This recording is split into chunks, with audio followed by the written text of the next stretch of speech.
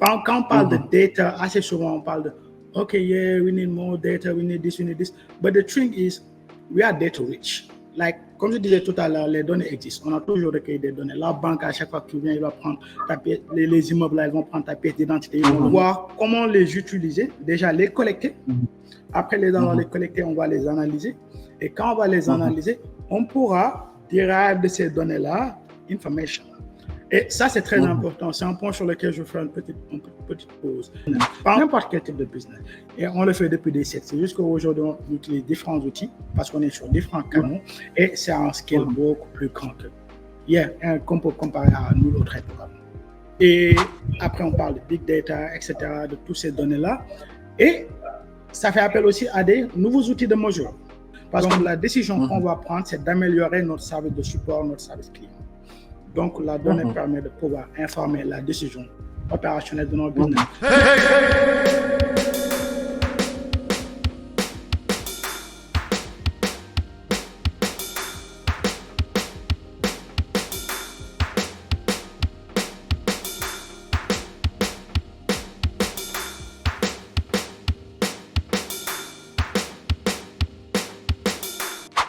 Et on est parti.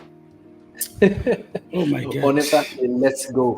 So, merci beaucoup, Moustapha, d'avoir accepté déjà mon invitation. On a commencé sur un chapeau de roue. On est en train de tester. C'est ça qu'on fait tous les jours. On apprend, on essaie de nouvelles choses. Mais déjà, bienvenue sur ce nouveau format qui est un podcast que nous avons initié chez The Galsen Geek qui s'appelle Market Move.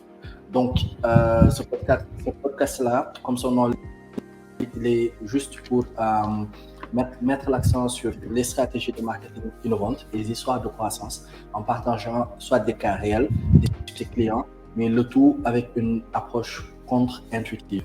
C'est-à-dire que nous essayons d'explorer et de discuter des méthodes de marketing non conventionnelles ainsi que des idées disruptives dans le marketing, remettant en question un peu les pratiques traditionnelles. Juste avant de présenter notre invité du jour, je vais faire un petit overview sur ce qu'est The Galsen Geek pour ceux qui ne connaissent pas. Donc, The Galsen Geek est une agence marketing, mais pas que. Nous externalisons le département marketing des startups et des PME. Donc, nous sommes une équipe de créatifs et de hackers, comme on aime le dire, pas dans le sens hacker informatique, mais dans le sens hacker, personnes qui cherchent à sortir des sentiers battus, à trouver de nouvelles idées et tout. Donc, on essaie de donner aux entreprises de toute taille vraiment la possibilité de maîtriser l'intégralité de leur entonnoir marketing grâce à des équipes de marketing à la demande. Donc, vous pouvez voir tout ça ici sur le lien qui s'affiche juste en bas. Donc, sans plus tarder, on va présenter notre invité du jour qui nous fait l'honneur d'être le tout premier et le seul, unique Moustapha Diop. Moustapha, comment tu vas? Yeah, bonsoir, ben Philippe, je vais très bien, alhamdoulilah, et toi? Ça fait plaisir de te voir, man. You look good. Ça fait super plaisir. Ça fait super méga plaisir. Est-ce que tu peux déjà peut-être te présenter à l'audience pour les seules personnes au monde qui ne te connaissent pas? Il faut savoir que ce mec, c'est une star sur Twitter. Il fait des choses super ordinaires. On se connaît depuis maintenant plus de 10 ans. Ouais, on est vieux. On a fondé à l'époque une startup ensemble qui s'appelait Summer School, mais ça, c'est pas peut-être le contexte. Donc, je vais te laisser te présenter déjà à l'audience. Comment me présenter?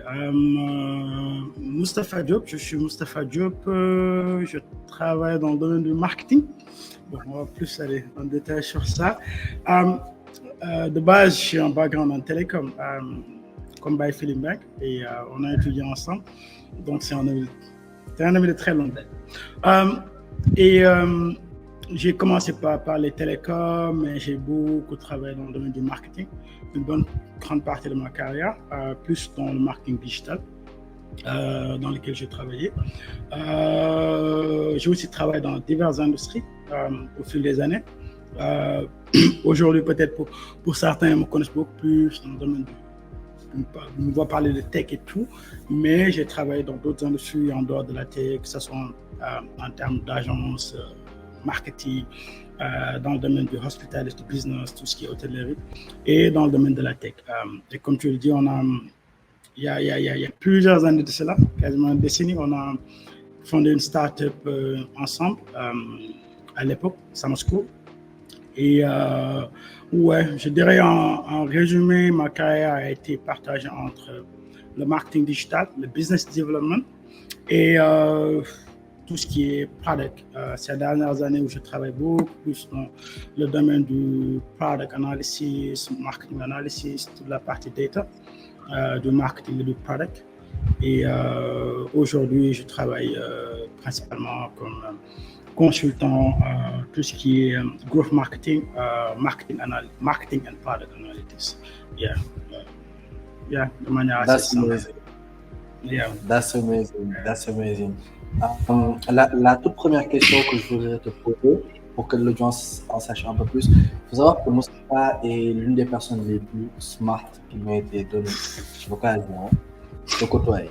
Je m'appelle peut-être fin 2012, début 2013, ou bien fin 2013, début 2014, je ne sais plus. Et on parle de blockchain. Et on parle de cette technologie qui est sur le point d'émerger et de changer le monde. Ça s'appelle le Bitcoin. Malheureusement, à l'époque, on n'a pas de sous et on n'a pas de moyens d'acheter du Bitcoin. On était broke. Tout ça. Le système ne pas, il n'y avait aucune bancarisation, pas de compte. Mais ce que j'aimerais savoir, c'est qu'est-ce qui t'a poussé aujourd'hui à devenir marketeur, à devenir entrepreneur? Entrepreneur, bon, je ne me définirais pas forcément comme un entrepreneur. Je ne pense pas que je suis un entrepreneur. Le marketing, je pense à l'SMT, comme tu sais, j'étais dans un training, dans une spécialisation qui était hybride, à la fois la partie télécom, la partie technique, la partie business, qui est quasiment, je peux dire, de deux domaines qui m'intéressent. Je suis intéressé par beaucoup de choses. Et ça aussi, c'est bon. C'est un truc par rapport à moi. Autant je suis... Sorry. Autant je suis... Il faut boire un peu de café. Ouais. Donc, comme je disais, autant je suis intéressé par tout ce qui est les domaines techniques et autres, autant je suis intéressé par les domaines créatifs ou business. Donc, j'avais quasiment j'ai toujours la même passion pour les deux. Donc, j'adorais le marketing. Et je pense, au fil des années, je me suis rendu compte que je suis très curieux de nature. Et ma curiosité est plus par rapport sur l'homme, l'être humain. Je suis très curieux sur les humains, surtout d'un point de vue cognitif, comment ils fonctionnent, le behavior, le comportement, la psychologie, quels sont les différents triggers, qu'est-ce qui va faire prendre une décision, etc. Donc, ça a toujours été un topic qui m'a toujours intéressé. Et à l'époque, je pense qu'on terminait, c'était à l'époque où c'était the early days of social media. À l'époque, c'était pas, le marché n'était pas encore mature comme aujourd'hui. Donc, je me suis dit, ouais, c'est un créneau intéressant. Et l'autre truc, c'est que ça me permettait, c'était à l'époque que je voyais l'un des seuls domaines, la partie marketing digital, qui me permettait à la fois de pouvoir faire les choses qui m'intéressaient d'un point de vue technique, parce qu'il y a une partie très technique dans le marketing digital, et aussi faire la partie créative, que ce soit tout ce qui est en termes de stratégie, en termes de créa. Donc, c'était vraiment le domaine qui me permettait d'avoir un pied sur les deux. Et ouais, je pense que c'est ça qui a motivé le fait que j'aille dans ce domaine-là, que je me spécialise dans ça. Et aussi le marketing, comme je dis, c'est un domaine qui a à faire avec la psychologie de l'être humain en termes d'un point de vue décisionnel. Pourquoi on choisit ce product, pourquoi on va choisir ce tool, pourquoi on va acheter ça, pourquoi on va pas acheter. Donc, et c'était un domaine qui me permettait de pouvoir explorer ces choses-là en termes de human behavior, human psychology. Yeah, je pense pas. Je sais pas si ça répond à la question. Yes, ça répond très bien à la question. Mais du coup, c'est quoi ton background? Aujourd'hui, si tu devais donner un conseil à quelqu'un qui est dans l'audience, qui est intéressé par entrer dans le marketing, entrer dans tout ce qui est entrepreneurship, il faut savoir que tu as toujours fait des boîtes avant l'heure. C'est-à-dire que Afrimode, qui était Africrea avant l'heure, Summer School, qui était e-learning avant l'heure. Aujourd'hui, je sais que tu es en train de travailler sur un projet top secret, mais qui est très avant l'heure, right? Mais avec un nouveau skill set. Qu'est-ce qui fait qu'aujourd'hui, tu es cette personne-là qui est très avant-gardiste et qui essaie de pousser les choses? Avant-gardiste, hein? Listen, je sais pas, comme je disais tout à l'heure, je suis très très curieux. Et je suis curieux sur beaucoup de choses. Aujourd'hui, tu vas aller sur Twitter, les gens disent ouais, Moustapha, il parle de tech, il parle de tech. Mais autant je pourrais passer des heures à parler de tech qu'à parler de botanique. Tu vois, ou parler de poésie ou de rap ou de musique. Je suis passionné par beaucoup de choses. Je suis comme je pense que j'ai le syndrome là des enfants, Shiny Object Syndrome. À chaque fois, il y a un nouveau truc shiny, un nouveau truc, je dois y aller pour essayer d'apprendre qu'est-ce que c'est. Tu vois. Et je pense fondamentalement depuis quasiment toujours, j'ai toujours eu cette, à tort ou à raison, qui est que j'ai jamais, en termes de connaissances, j'ai toujours vu toutes les connaissances de manière assez similaire. Et ce que je veux dire par là, c'est que si c'est une connaissance bien spécifique et que ça existe et que des êtres humains le pratiquent, donc un autre être humain peut l'apprendre. Right? So, à chaque fois que quelque chose m'intéresse, je dis, OK, let's try to learn it and see how it goes. Et je pense aussi que les connaissances sont transversales. C'est-à-dire que, contrairement à une croyance populaire qui est OK, there is this field, et c'est complètement différent that other field, it doesn't really work like that. Tu vois, c'est plus comme des fractales. Tu vois, la connaissance, j'ai plus comme en termes de fractales. Et c'est des choses qui vont se superposer. Beaucoup de choses aujourd'hui que j'ai appris en télécom. Bizarrement, j'ai fait un training en télécom. J'ai jamais vraiment travaillé dans le télécom pur et dur, même si c'est ce que j'ai appris. Mais beaucoup de trucs que j'ai appris là-bas s'appliquent sur les boulots que je vais faire, que ce soit en termes de business development, que ce soit en termes de marketing, que ce soit aujourd'hui en termes de product analysis. Donc, moi, je ne vais pas forcément dire, OK, voici les conseils à faire parce que mon parcours n'est pas forcément orthodoxe. La plupart du temps, je changeais de boulot chaque 1 an. Et juste, quasiment chaque 1 an, je changeais de boulot. Et à chaque fois que je change de boulot, je change littéralement de rôle en entreprise. Wow. Et à la base, ça a commencé par un truc qui était. Damn, my voice is like, ouf. À la base, parce que tu vois, quand on a commencé à l'école, les startups, les tech, so I want to build a startup. Je ne sais pas si tu te rappelles, à l'époque, quand on voulait développer Summer School, on était là. Oh, OK, there is this thing called like front-end development. On doit créer notre homepage. Et by ça est là. OK, on va aller Google. Comment on fait un homepage? Tu vois, on va dire, OK, non, faut coder un PHP ou whatever, faut utiliser, je sais pas moi, le framework Laravel. OK, what is Laravel? We go learn about Laravel and try to implement it. Then we'll be like, oh, on va au setting, on doit passer à des concours, les gens demandent un business plan. On dit, OK, what the fuck is a business plan? So we'll go and search and do that. And quand j'ai commencé après les expériences entrepreneuriales et que je suis venu dans le monde corporate, mon idée était, OK, je veux build des business, tu vois, dans le futur, Inch'Allah. Et ce que je vais faire, j'ai besoin de différents types de skills. Tu vois, j'ai besoin de savoir how to build a product, how to market a product, how to operate a business. Et pour moi, et c'est pas un conseil, l'une des manières les plus faciles d'apprendre un boulot, c'est de juste plonger dedans, d'aller prendre ce boulot-là. Et une bonne part de ma carrière, c'est ce que je faisais, littéralement. Donc, je me dis, OK, il y a ce truc appelé business development, je dois aller trouver des clients, je dois les convaincre, je dois leur vendre un truc, leur faire une offre. OK, how to do that? I went and take a job as a business developer. The same thing for marketing, did a different role in marketing, social media management, how to manage pages, comment manager les différents pages de social media, comment créer la présence d'un brand, etc. I went and take a job on that, digital marketing. So, quasiment toute ma carrière, ça a été, jusqu'à aujourd'hui, c'était plus ça. Quasiment ces 3 dernières années, j'ai fait du product data analysis. C'était jusqu'à un certain moment, je m'ennuyais du marketing, pour dire la vérité. Après quasiment 4 ans dans le domaine hôtelier, et je me suis dit, OK, yeah, marketing is good, but what's next? And we went there. Now, pour revenir à ta question, Sarah, j'ai fait tout ton détour. En termes de what's next, je ne pense pas que je suis un bon prédicteur de what's next ou what's next, mais je pense qu'il y a, in terms of technology, it comes in waves. C'est vraiment des waves. Et des fois, on peut s'apercevoir quand il y a un tournant qui arrive, on peut s'en rendre compte.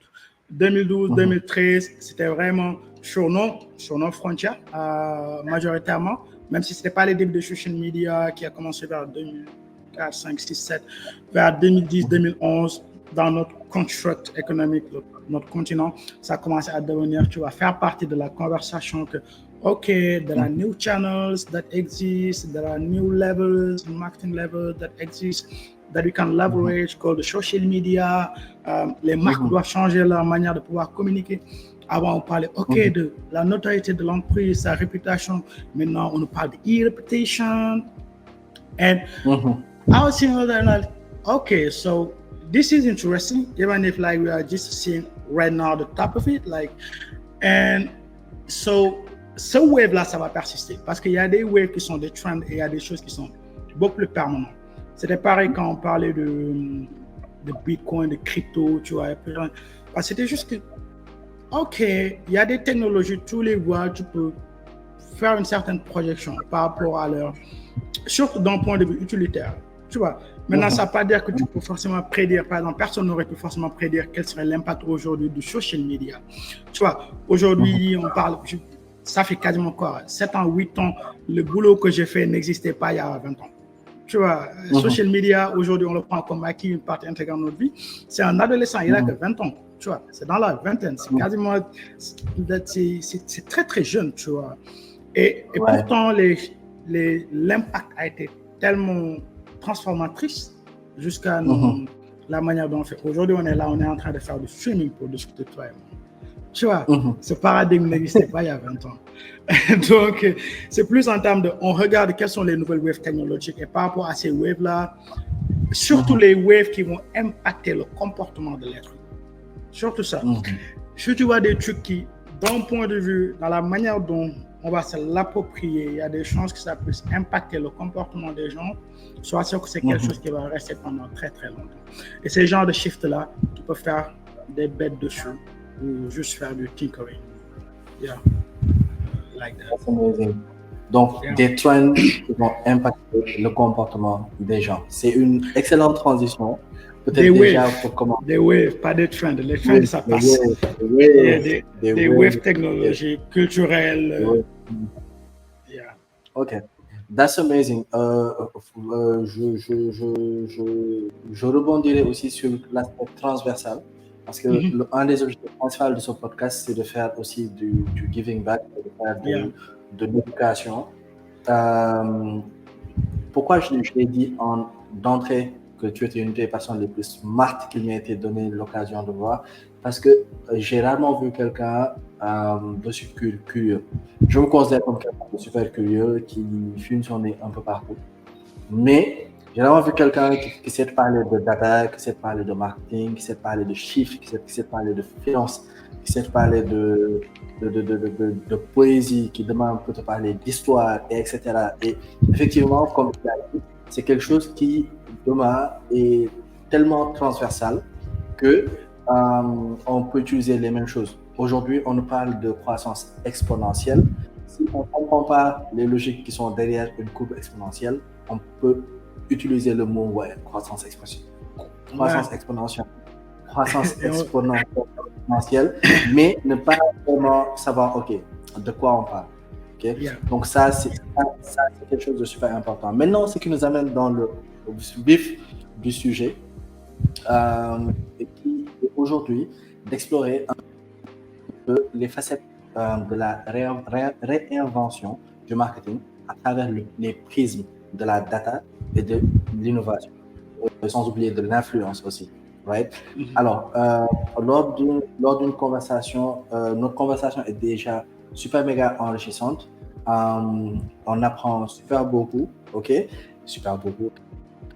Donc, ce que j'aimerais savoir là, c'est, à ton avis, quel est le rôle de la data dans aujourd'hui le marketing? Et on m'a dit à l'oreillette que tu étais un expert dans ça, que tu utilisais beaucoup ça. Donc, j'aimerais beaucoup que tu nous parles de data, que tu nous parles de comment c'est important, pourquoi ça impacte. Pourquoi c'est important de soulever ce petit point? C'est parce que un de nos takes à Degal Syndic, pourquoi on a commencé ce business-là, c'est qu'on s'est dit, franchement, qu'il y avait beaucoup de communication au Sénégal, mais il y avait pas beaucoup de marketing. Comme tu l'as dit, le marketing est une science qui est transversale. Et c'est une science qui est, dès qu'on parle de science, on parle de quelque chose qui est mesurable, on parle de quelque chose qui est où on peut faire de l'expérimentation, utiliser les données, les utiliser pour avoir plus de portée dans les actions que l'on fait. Et aujourd'hui, on est en train de nous parler de 5G, on est en train de nous parler de Metaverse, on est en train de nous parler d'IA, mais rien ne se fait sans de la data, qui est juste correcte. Donc, déjà, c'est quoi la data pour ceux qui ne sont pas très à l'aise avec le terme et comment l'utiliser aujourd'hui pour pouvoir avoir des entreprises qui sont plus pérennes? Je pense, en termes de, je pense que le data en soi, ça existe depuis toujours. C'est pas forcément quelque chose de nouveau dans le domaine du marketing. Dans le marketing traditionnel, les gens utilisaient de la data. Surtout qu'aujourd'hui, il y a des différences. C'est-à-dire qu'avant, même pour de manière sur le marketing traditionnel, tu allais à la télé pour faire de la régie. Il y avait des mécanismes aujourd'hui, par exemple, pour pouvoir calculer l'attribution, qui est lequel de tes channels a performé. Par exemple, un exemple très basique, avant, par exemple, quand tu vas faire un placement à la télé avec un hotline que les gens appelaient, une méthode que les télés, les radios utilisaient, ils avaient différents numéros qui se ressemblaient avec un chiffre de différence. Et pour chacune des sports, ils vont utiliser un numéro différent. Et quand la personne va appeler, grâce à ça, ils pourront savoir, OK, cette conversion-là, ça vient de tel placement spécifique. Aujourd'hui, on est beaucoup plus digitalisé, tu vois, pour pouvoir calculer l'attribution. Mais c'était toujours comment utiliser les données. Tu avais un seul numéro de téléphone, les gens vont appeler, mais tu ne pourras pas savoir, OK, telle personne, il a appelé par rapport à telle émission, telle publicité à faire réagir. Donc, c'était des mécanismes. Aujourd'hui, on est très digital et ça a changé. Aussi, de la même manière, tout ce qui est en termes de collecte de données, on l'a toujours fait. Ce n'est pas nouveau aussi. C'est juste que c'est le scale qui a changé. Quand on allait dans les entreprises, le boutiquier du quartier, dans le quartier, quand les familles allaient, tu vois, prendre là-bas des produits le matin et payer à la fin du mois, il avait un petit cahier. Et tu vois, même pour certains, quand on t'envoyait, ouais, maman a dit de donner ça, il va regarder dans le cahier, tu vois, par rapport à combien cette personne-là, il a déjà pris, tu vois, par rapport à la période. C'était de la collecte de données. Et il exploitait ces données-là en termes of operation, business operation. Tu vois? Et donc, ce n'est pas des choses qui sont nouvelles. Maintenant, aujourd'hui, ce qui est arrivé, c'est que c'est comme le web dont je parlais tout à l'heure, le web technologique. Aujourd'hui, social media n'est pas juste comme quand il est arrivé, comme des canaux qu'on va utiliser, etc. Les canaux traditionnels sont des choses qui sont indépendantes de nous. C'est-à-dire que le billboard, la radio, on peut les écouter, on peut engager avec eux. Il y avait des gens qui étaient très fans des radios. Tu vois, quand on écoutait les émissions à la radio, tous les jours, ils appelaient. Sur le digital, c'est plus des extensions. Ces canaux-là sont devenus des extensions de nous-mêmes. Instagram, c'est pas juste Instagram, la plateforme où on poste, c'est aussi la galerie de toutes tes memories sur toutes les années qui sont passées. De pareil que Snap. Tu vas aller là-bas pour voir, OK, the last birthday that you spent with your friend, you know, that picture that you took when you went to do that activity, that tweet that you made when you were feeling some type of way a few years ago. So, c'est des extensions de nous-mêmes, comme le sont nos différents membres, nos mains, nos pieds, etc. Donc, en termes d'impact sur nos vies, ça a été beaucoup plus profond. Et cela aussi est venu avec beaucoup plus de données. Parce que une chose qu'on oublie assez souvent, c'est que quand on dit OK, le digital Internet nous a ouvert le monde. But the part that we don't talk about often is that it also opened us to the world. Meaning that there is a lot of data, tu vois, un pléthore de données sur nous qui sont aussi partagées. C'est pas juste un truc unidirectionnel où que nous, on a une porte qui s'ouvre, on voit le monde, on a accès à tout, mais aussi tout a accès à nous. C'est là où la partie données devient intéressante parce qu'on laisse beaucoup de données derrière. Cette personne-là qui s'est abonnée à notre page sur Facebook, qui est un de nos fans les plus loyaux, tu vois, qui commente, qui engage constamment, qui vient commenter, partager, on a des données sur lui. Avant, j'allais à la boutique, j'étais un customer qui était fidèle. Je venais souvent, peut-être il connaissait mon nom, peut-être mon numéro de téléphone, peut-être mon adresse. Aujourd'hui, la personne qui nous suit sur les social media pour un business, on sait beaucoup plus que ça sur lui. Tu vois, parce qu'on va aller sur son Facebook, on va voir tout, on va voir où il a étudié, qui sont ses potes, qu'est-ce qui l'intéresse, etc. On peut faire des actes ciblés par rapport à sa démographie, par rapport à ce segment-là. Donc, à cause de ce wave technologique du social media et de l'intégration dans nos vies, il y a beaucoup plus de données que nous, utilisateurs, on laisse derrière pour les business avec lesquels on engage sur Internet. Et c'est là où la partie données devient beaucoup plus intéressante parce que le scale est devenu beaucoup plus grand. Donc, et après, on parle de big data, etc., de toutes ces données-là. Et ça fait appel aussi à des nouveaux outils de mesure. Parce qu'on ne peut plus mesurer de la manière dont on mesurait différemment. C'est de nouveaux canaux. C'est de nouveaux canaux, c'est de nouvelles tactiques, c'est de nouveaux paradigmes en termes d'interaction. Donc, je donne un exemple très simple. Avant, par exemple, pour tu acheter un produit, tu te lèves, tu vas dans la boutique, tu achètes ton produit, that's it, you pay the money, they give you your receipt and you go back home. Today, l'expérience est très différente. Tu vois, je suis là, je veux faire quelque chose, je veux vivre une expérience, je veux acheter un truc, je peux aller par exemple sur Instagram. Par exemple, aujourd'hui, je dis, OK, je vais manger italien, je vais manger des pasta. Je dis, OK, je vais aller sur Instagram, OK, je vais chercher un restaurant italien sur Dakar. Et je vais trouver différents trucs, je vais les voir, oh, intéressant. Je vais regarder l'esthétique déjà, est-ce que les places m'intéressent? Parce que je sais qu'Instagram, c'est visuel. Je vais regarder là-bas. OK, c'est nice. Après, je vais aller sur Google parce que je vais voir quels sont les horaires, quel est le menu, de manière très spécifique. Donc, je fais du window shopping, du lèche-vitrine sur Instagram. Après, je vais sur Google, je vais regarder la page web, je vais regarder les reviews. Est-ce que les gens ont aimé ou pas? Est-ce qu'il a eu un bad buzz? Est-ce que les gens ont eu une situation alimentaire là-bas? Je regarde quelle est la distance par rapport à là où j'habite. Tu vois? Et après, je regarde, est-ce qu'il livre ou je dois le pick-up sur place? Et tu vois, tous ces types d'interactions-là n'existaient pas dans les canaux traditionnels. Et à cause de ça aussi, beaucoup de données. Pour l'entreprise, on partage beaucoup de données, mais l'utilisateur aussi nous partage beaucoup de données. Et aujourd'hui, en termes de marketing analytics, de data, l'exploitation de données, c'est comment prendre toutes ces données-là, le max qu'on puisse prendre, et voir comment les utiliser, déjà les collecter. Après les avoir les collectés, on va les analyser. Et quand on va les analyser, on pourra derive de ces données-là information. Et ça, c'est très important. C'est un point sur lequel je vais faire une petite pause. Quand on parle de data, assez souvent, on parle de OK, yeah, we need more data, we need this, we need this. But the thing is, we are data rich. Like, comme je disais tout à l'heure, les données existent. On a toujours recueilli des données. La banque, à chaque fois que tu viens, il va prendre ta pièce, les immeubles, là, ils vont prendre ta pièce d'identité, ils vont le noter.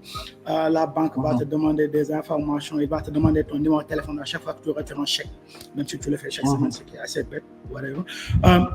Et donc, il y avait des données. Tu vois? Mais ce n'était pas forcément exploité de la même manière. Right? Donc, on est data rich. On est riche en données. Sans quoi on n'est pas riche, c'est l'information. Et les deux sont très différents parce qu'on va voir, la plupart du temps dans la discussion, on va parler, OK, yeah, data. No. What matters is information.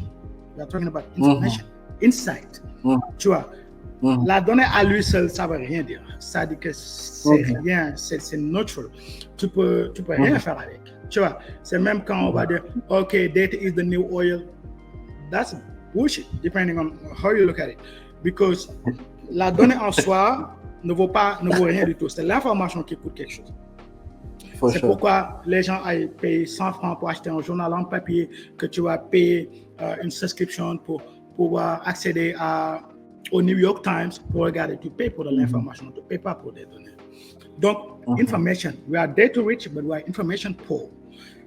Et aujourd'hui, le challenge, c'est comment toutes ces données-là qu'on collectait des fois d'une très mauvaise manière, qu'on conservait d'une très mauvaise manière, qu'on analysait d'une très mauvaise manière, comment refaire ce process-là d'une manière qui nous permet de pouvoir collecter, analyser et exploiter ces données-là dans le but de pouvoir informer nos décisions opérationnelles dans le business. C'est vraiment l'objectif, c'est de pouvoir informer la décision. Si on dit que, OK, on a beaucoup de clients sur nos réseaux sociaux qui ont donné, tu vois, sur la page Facebook, il y a la partie review et tu vois que par exemple, tu as moins de reviews, c'est 1,50. That's a problem parce que le maximum c'est 5. Donc tu es en dessous de la moyenne sur la grande majorité de tes utilisateurs. Ça, tu vois, c'est ça le review, c'est la donnée. En soi, tu ne peux pas faire grand chose avec. Maintenant, sur ce review-là, tu vas essayer de comprendre pourquoi on a ces reviews négatifs-là sur le business. Et ça, si tu arrives à le comprendre, à pouvoir répondre à cette question-là, tu as un insight. Et cet insight-là, on va l'utiliser pour informer la décision qui est que, OK, les gens nous donnent un mauvais review parce qu'ils n'aiment pas notre customer service, notre customer support, ou quand ils nous appellent, ils n'arrivent pas à nous joindre. Donc, la décision qu'on va prendre, c'est d'améliorer notre service de support, notre service client. Donc, la donnée permet de pouvoir informer la décision opérationnelle de notre business, n'importe quel type de business.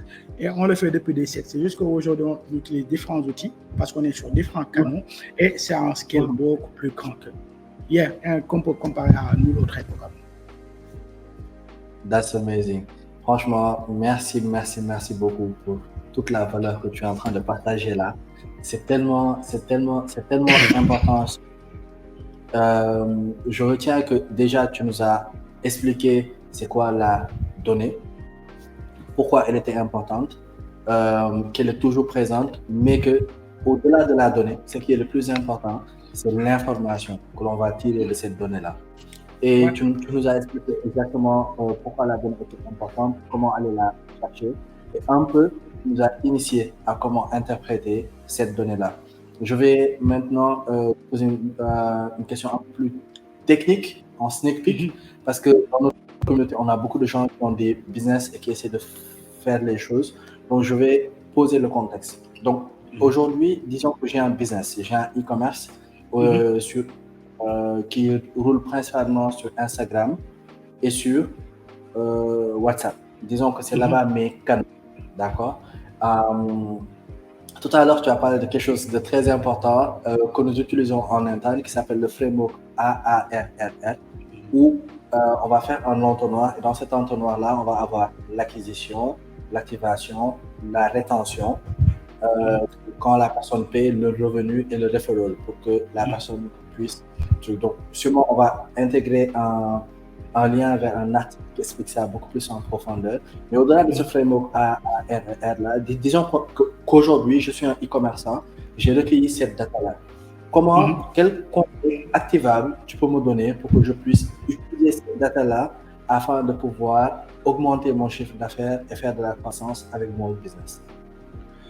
Oui, bien sûr, il y a différents moyens de pouvoir utiliser la data. Et comme je dis, la data est toujours utilisée. La question plus de savoir est-ce qu'on l'utilise de manière optimale ou pas. Je ne pense pas qu'il soit possible de pouvoir rendre n'importe quel business, qu'importe le format digital offline, sans pourtant utiliser un transport pour les data.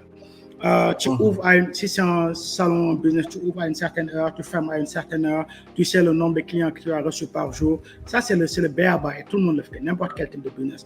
Même le vendeur de café du coin, à la fin de la journée, il va regarder sa recette. Par rapport à sa recette, il va compter le nombre de sachets de Nescafé qu'il avait acheté le matin et faire le comparatif pour savoir est-ce qu'il a fait des bénéfices ou des pertes. Tu vois. Mais en termes d'une utilisation beaucoup plus optimale. Et surtout avec les nouveaux canaux où on a beaucoup plus de données. Beaucoup plus de données. Plus qu'on le pense sur les consommateurs. C'est une bonne nouvelle et une mauvaise nouvelle à la fois. Les données sont très bien si tu en as. Si tu en as beaucoup, hello, do you hear me? Yeah, je suis là. Ok, super, cool. Je suis un apprenti producteur en même temps, donc let's go. Yeah, non, c'est super. Donc, qu'est-ce que je racontais? Anyway, je disais que on va collecter ces différentes données-là, c'est plus comment on peut les utiliser avec les nouveaux canaux, où le scale est beaucoup plus grand en termes de données. Aujourd'hui, on va parler par exemple e-commerce. Et tout à l'heure, tu as parlé du framework de acquisition, etc. Et maintenant, ce framework peut être utilisé de différentes manières. Des fois, ce n'est pas forcément les 5 étapes de ce framework-là, dépendamment du type de business. Ça aussi, c'est très important. Par exemple, la rétention pour les e-commerce, c'est pertinent. Pour un autre type de business où tu vends un product en one shot, ce n'est pas pertinent du tout de l'inclure dans ton framework. Donc, moi, je l'utilise la plupart 3 grands quand je parle de généralité. En termes de marketing analytics, tu as l'acquisition, l'engagement, la rétention, qui est une constante sur toute chose, qu'importe le type de business. L'activation sur certains types de business, tu n'auras pas forcément besoin de le faire. Engagement et le framing peut être beaucoup plus simple, tu vois, avec les gens. Comment je fais pour avoir des utilisateurs, des clients qui vont payer? Comment je fais pour engager ces gens-là? Et comment je fais pour les retenir? Je vais encore donner un exemple avec le offline. Je préfère toujours donner un parler avec l'offline pour que les gens se rendent compte que les concepts là dont on parle ne sont pas forcément des concepts qui sont complexes ou nouveaux, rien du tout. Il n'y a rien qui est inventé. C'est juste des transpositions pour la plupart. Et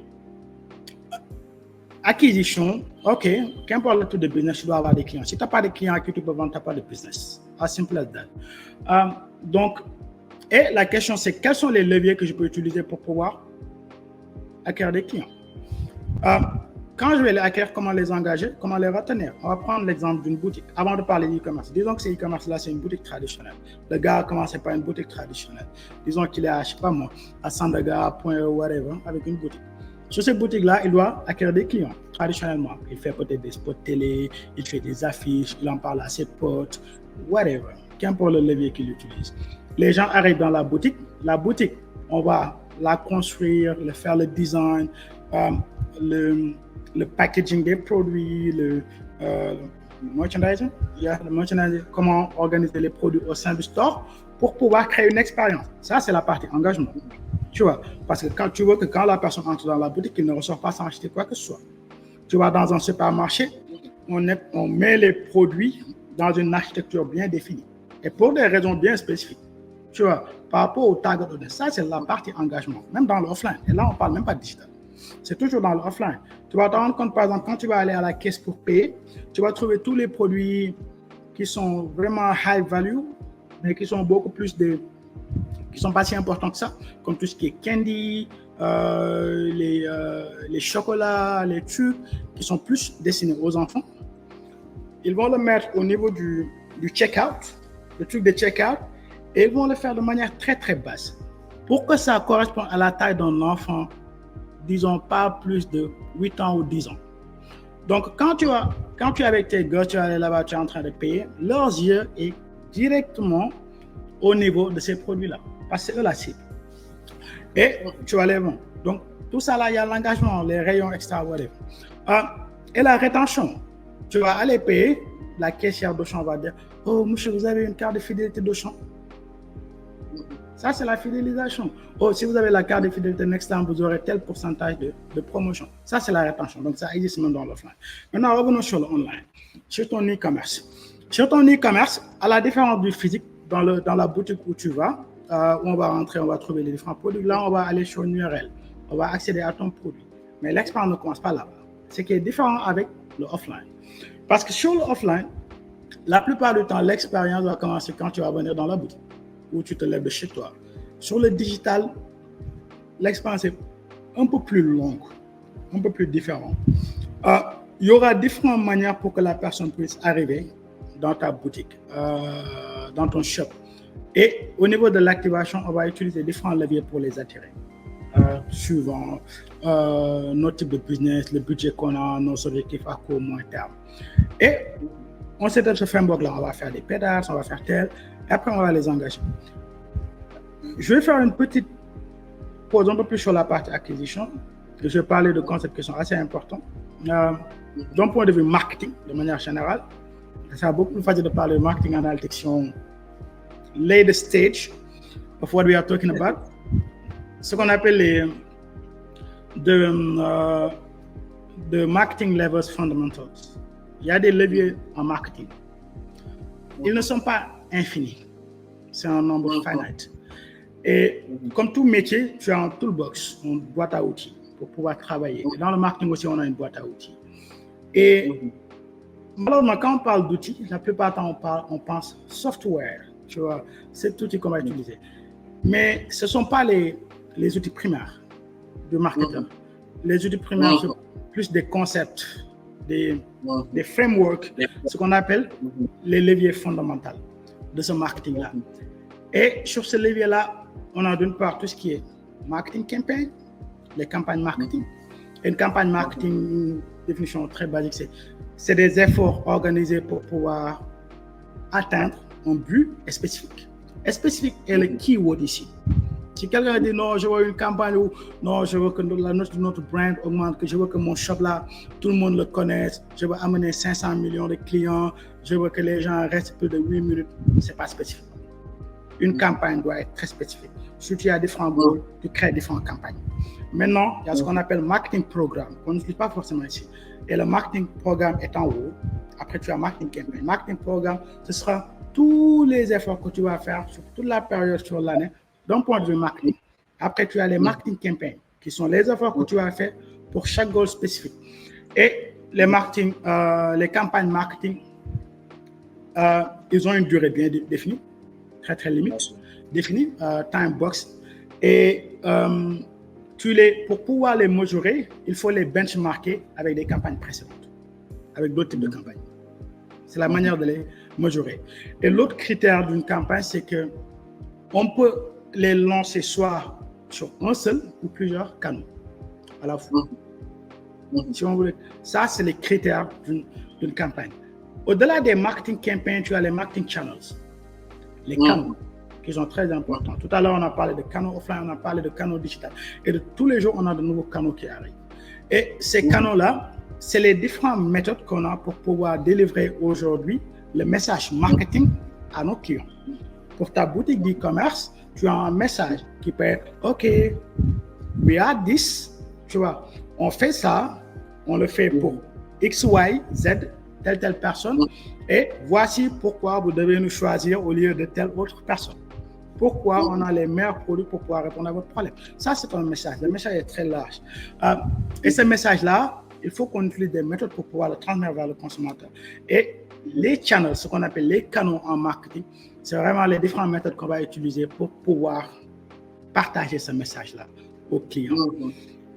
Et ils peuvent être à la fois offline, comme des billboards, la radio, la télévision, etc. Ils peuvent être online, qui est social media, paid search, retail media, influencer marketing, etc. Tous les jours, il y en a un. Donc, ensuite, après les canaux, tu as les tactiques. Et les tactiques sont des actions qui sont très spécifiques qu'on délivre sur un canal. Je pense que c'est une hiérarchie des choses. Et cette hiérarchie est très importante quand on va parler de data. Parce que le data model va mimiquer le modèle, la hiérarchie des leviers marketing. Cette hiérarchie est très importante quand on va commencer à mesurer, et même quand on ne mesure pas. Donc, les tactiques sont des actions spécifiques pour pouvoir délivrer, pour pouvoir travailler sur les canaux qu'on a définis. Donc, tu as une tactique, la plupart des tactiques sont spécifiques à un canal. Par exemple, si on dit par exemple, tu fais une newsletter qui est une tactique. Le channel, c'est email marketing. Tu ne peux pas faire des newsletters sans email marketing. Le channel, c'est email marketing. La tactique, c'est newsletter. Maintenant, tu as des tactiques qui peuvent être cross-channel, qu'on peut utiliser sur plusieurs canaux. Par exemple, tu prends la télé, TV, as a channel, comme un canal, et tu as par exemple le streaming, tu as le cable, tu vois, qui sont deux tactiques sur le même canal, tu vois, mais qui sont sur des plateformes différentes. Tu vois, tu vas faire du search engine optimization, du SEO, tu ne peux le faire que sur des search engines, tu ne peux pas le faire sur le social media. Tu vois, donc la plupart des tactiques sont spécifiques à un canal, mais tu peux retrouver des tactiques qui span across different channels. Et ça nous renvoie à ce que je parlais tout à l'heure, qui sont les fundamental levers. En marketing, c'est les leviers qu'on utilise, c'est notre boîte à outils pour pouvoir délivrer du marketing. Donc, c'est vraiment the base. Et qu'importe le marketing dont on te parle, offline ou inline ou whatever, growth, il y a toujours un nouveau terme qui va arriver. Ces fondamentaux-là, c'est ce qu'on va utiliser, c'est la boîte à outils. Et bien sûr. Donc, et la hiérarchie, ça c'est pas pour une hiérarchie. Tu as les marketing programmes tout va découler. Après, tu as des campagnes. Sur les campagnes, tu as des channels. Sur les channels, tu as des tactiques. Et sur les tactiques, tu as des déclinaisons de ces tactiques-là. En ads, je vais faire une story, je vais faire un post sur le feed, je vais faire tel. So, je ne sais pas si c'est clair. Juste pour poser le base, ça va faciliter la suite de la discussion. C'est clair.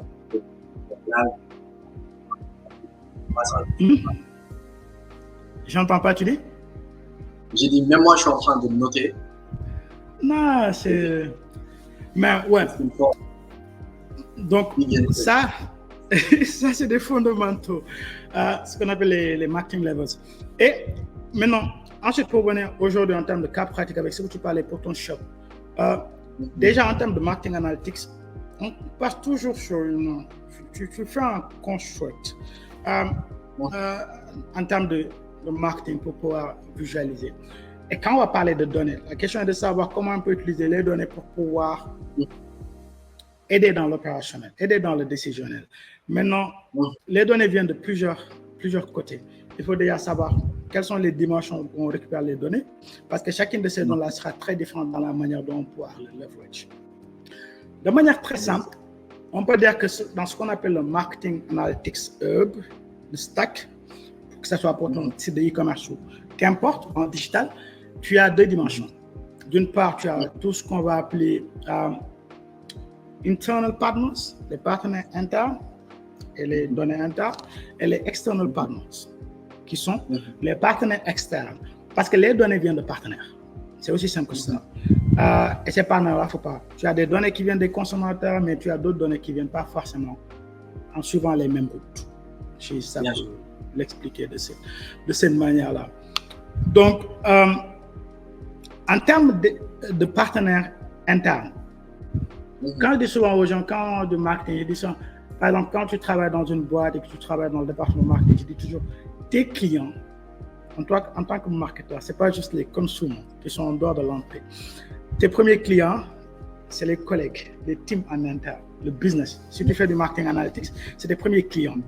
Avant même de parler de l'extérieur, c'est l'équipe Ops, opérationnelle, c'est l'équipe marketing, c'est l'équipe support, c'est l'équipe produit, c'est l'équipe d'ingénierie.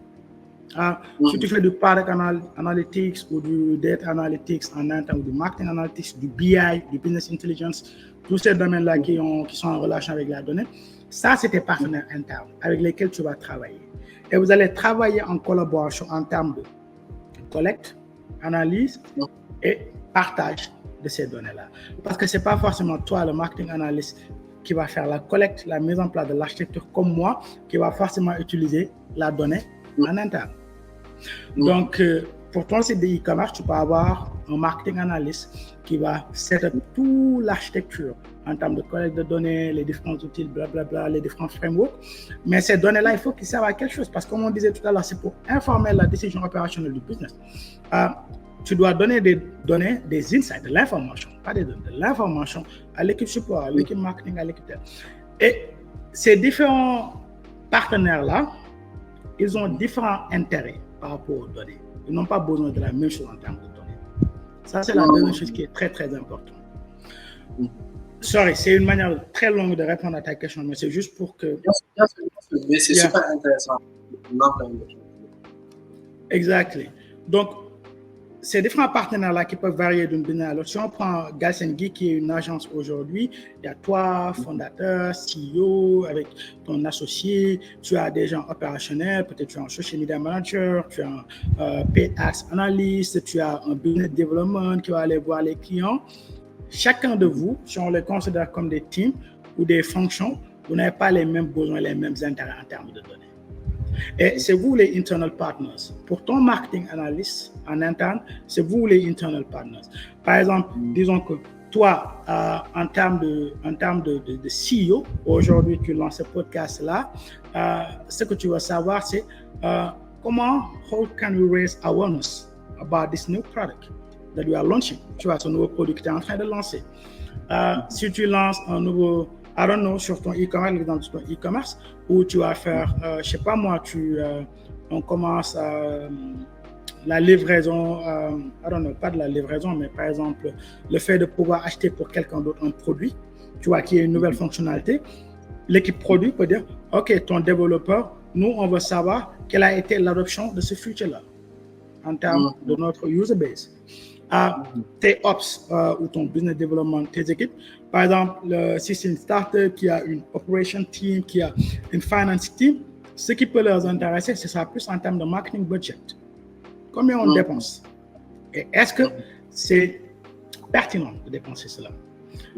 Tu vas aller voir le support, l'équipe d'ingénierie. Ce qu'ils veulent savoir, c'est en termes d'acquisition trend, les trends d'acquisition.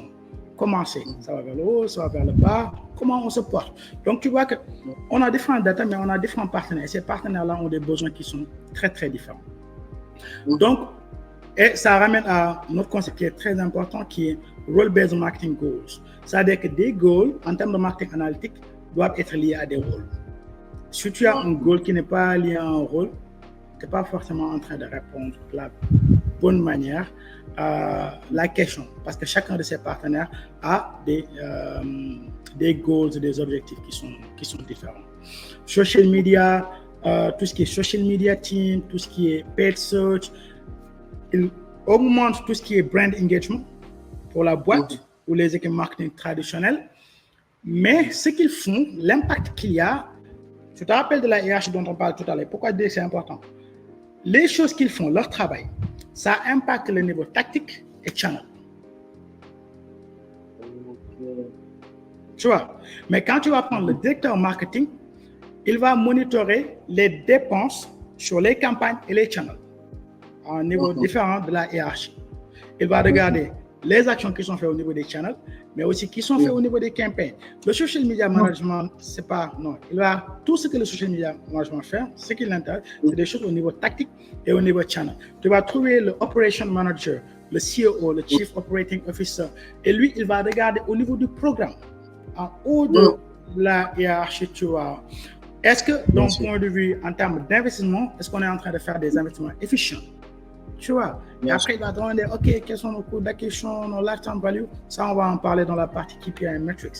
Mais tu vas voir que chacun a des goals différents et tu vas voir que les goals sont plus basés par rapport au type de rôle, au type de fonction qu'il performe en interne. Et le produit, son objectif, c'est de pouvoir retenir, attirer de nouveaux utilisateurs à travers les campagnes. Donc lui, le travail qu'il fait, donc à la fois en termes de goals, mais aussi à la fois en termes de travail, ce que je disais tout à l'heure, que la hiérarchie en termes de levels, il mimique le data model parce que le besoin de data est corrélaire avec la hiérarchie des choses qu'on va faire, des différents leviers. Chaque team, chaque support, suivant la fonction qu'il a, son goal par rapport aux données va toucher une partie différente de ta hiérarchie en termes de levier marketing. That's so powerful. C'est tellement intéressant ce que tu dis là. En fait, tout se rapporte à la définition que tu nous as donnée disant que la data, ce qui était important, de l'information. C'est l'information. L'information que, par exemple, telle hiérarchie a besoin n'est pas la même information que une autre hiérarchie a besoin, n'est pas la même que une autre hiérarchie. Disons que, par exemple, il y a 2 mamans et 2 enfants jouent et on entend un accident. La data, c'est qu'il y a eu un accident. Mais l'information que, par exemple, la maman a, ce qui l'intéresse, est-ce que mon bébé a un problème? La maman B, c'est est-ce que mon bébé a un problème? Le gars, peut-être la famille du gars, c'est est-ce que personne n'est mort? Right? Donc, on a la même data avec plusieurs infos, avec plusieurs informations qui sont différentes, mais qui sont contextuelles par rapport à ce que la personne fait. Donc, ça, c'est pas puissant en termes de... Exactement. Et j'ai préféré parler de ça en premier parce que d'habitude, les gens, OK, ouais, quel logiciel je vais mettre en place, quel truc. Ça, c'est ton premier outil déjà, de pouvoir avoir cette conceptualisation de ton business. Et ça va différer, par exemple, d'un business à l'autre. Parce que comme je disais, les rôles que tu vas avoir dans un business, ce n'est pas les mêmes que tu auras dans un autre business. Les objectifs d'un business, par exemple, pour la direction de ce business-là, vont influer fortement sur cette hiérarchie-là qu'on a des fonctions, sur le data model, sa hiérarchie, et comment la corrélation entre les fonctions et les besoins en data, en insight, va différer. Et comment on va après l'instrumentaliser d'un point de vue opérationnel. Pour le data analyst, le product analyst, etc. Juste un exemple, par exemple, l'un de mes derniers rôles en entreprise, je travaille à l'intersection entre le growth marketing et aussi tout ce qui est en termes de product analysis. Donc, je travaille avec toutes les teams de manière générale, tout le monde. Et c'est des rôles qui sont transversales parce que je dois répondre à des questions pour tout le monde. Parce que tout le monde a des questions. Et les données qu'on collecte, tout ce qu'on fait, c'est pour pouvoir poser des questions. Et ces questions-là, c'est pour avoir une réponse. Et mon rôle en tant que marketing analyst, product analyst, is to help articulate the question that they want. La plupart, chacune des teams, il aura un concept de ce qu'il veut savoir, mais ne pourra pas forcément l'articuler d'une manière à pouvoir y répondre. Donc, on travaille à pouvoir l'articuler et après aller interroger les données, faire de l'analyse de ces données-là pour pouvoir y répondre et venir donner la réponse à cette équipe-là qui pourra l'implémenter. Je vais travailler par exemple avec le top management qui va venir dire ce qui les intéresse. OK, are we going in the right direction? Are we not going in the right direction? Et on doit répondre à ces questions-là. Tu vois, on va dire, OK, mais comment on peut savoir qu'on est sur la bonne direction? Il faut qu'on mesure. Mais qu'est-ce qu'on mesure? Très important. Quand on va parler de data, de measurement, de marketing analytics, tout ce qui est data, c'est comme je dis, les données sont disponibles. Très, très disponibles. Même de manière très passive, on a les données. Et c'est très cheap, très low cost. Ça ne coûte pas cher d'avoir des données. Mais quoi mesurer? Je ne sais pas si c'est Abraham Lincoln qui disait, je ne sais pas moi, si on te donne 1 heure de temps pour couper un arbre, prends les 90 minutes à aiguiser ta hache.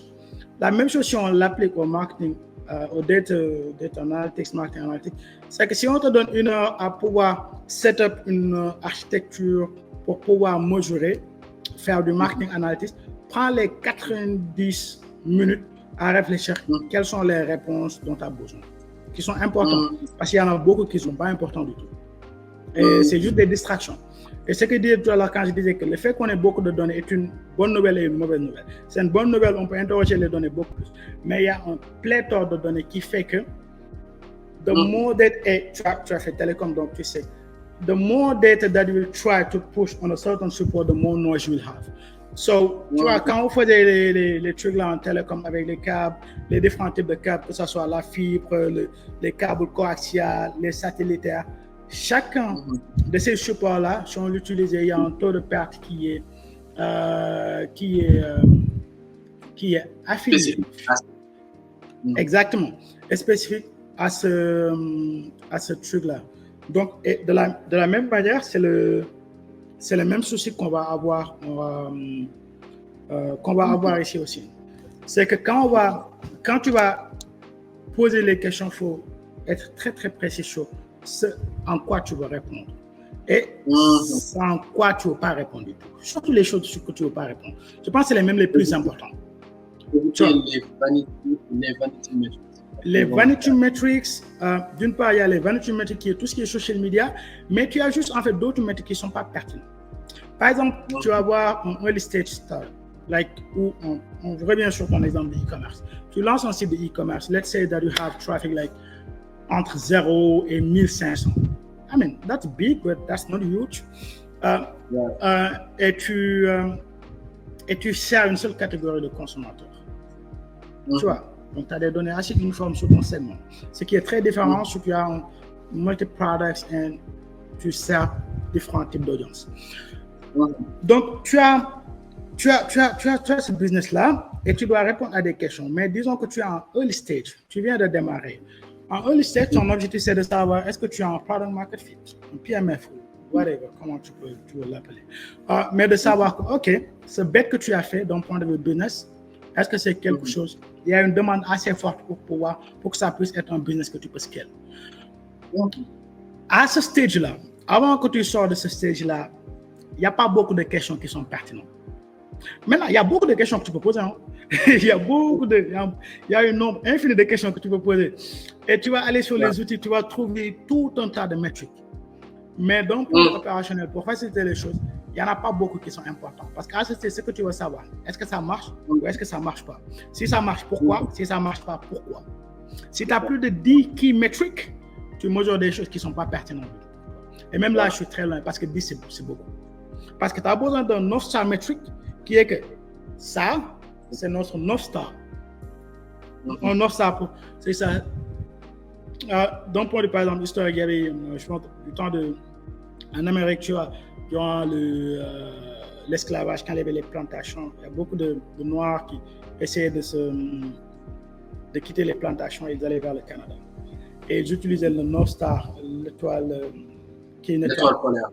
Exactement, qui leur permettait de pouvoir suivre pour aller sur la route et s'indiquer. Et c'est le même concept qu'on utilise ici, qui est un North Star metric. Ce North Star-là doit servir, c'est ton guide. Ce North Star-là, si ça marche dans le bon sens. Parce